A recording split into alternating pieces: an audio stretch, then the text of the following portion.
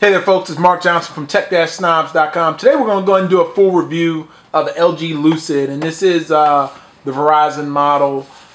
It's been out, I want to say, I think it came out late March.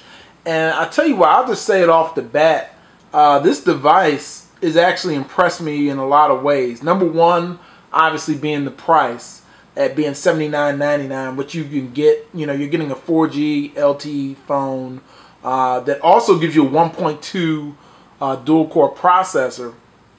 Another thing about that, you do have expandable memory. You do have a 4-inch QHD display.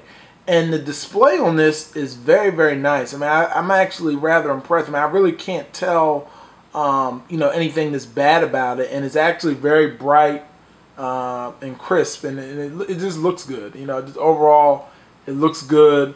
It performs well. And honestly, there's really not to like about this device, but I'll go ahead and be honest with you. Really, what it comes down to with a lot of these different Android devices is basically the overlay, and that's what the manufacturers put into it. As far as the interface itself, and they all change up from time to time. Whether you have an HTC, Samsung, LG, and Asus. There's quite a few out there, and they have a lot of different overlays. So, looking at this one, I mean, that could be, a deal breaker for some in both ways, whether it be if you really like LG's skin or if you don't like their skin. But I found it to be, it's not too bad. I mean, if I click on apps, one thing in particular, you can actually group, it actually groups the applications for you. So as I'm clicking on media and tools, it kind of expands or collapses them. And in some ways that could be, you can take less clutter off the screen. So I do kind of like it. So if I have, several things up on the screen and I click on tools, I'll just see tools. So I do kind of like that, that nice little touch. And then there's another little touch where, I think I showed this in my unboxing, when you plug it in and you do get the ability, it shows some different animation while it's charging. Camera quality is decent. It does give you a 5-megapixel camera, which is definitely pretty cool. So, and it could go pretty fast. In a lot of ways, you can click on it to auto zoom, autofocus rather. So it's got 5-megapixel camera, nice VGA front-facing camera as well. And overall, as far as bloatware and stuff on it, I really didn't see too much. It's just, more your just basic Verizon stuff. I didn't really see anything too much from LG's standpoint. But I'm just impressed at how fast it moves, and especially for, you're paying $79.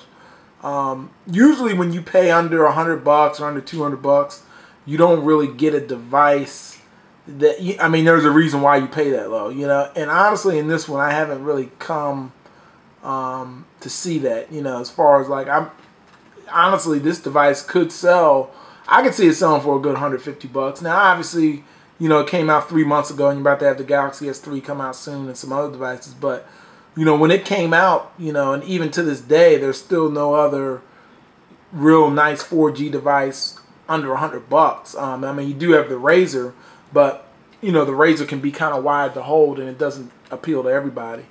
Go ahead and do a speed test, see what we get on here now. Actually, it's going to the DC server.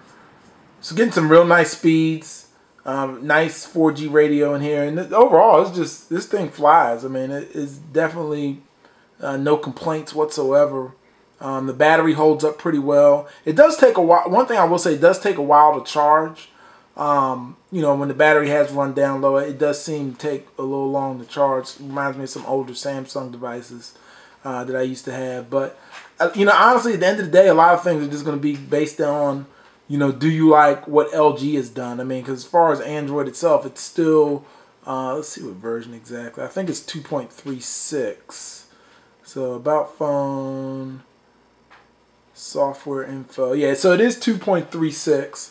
And it is going to get Ice Cream Sandwich eventually.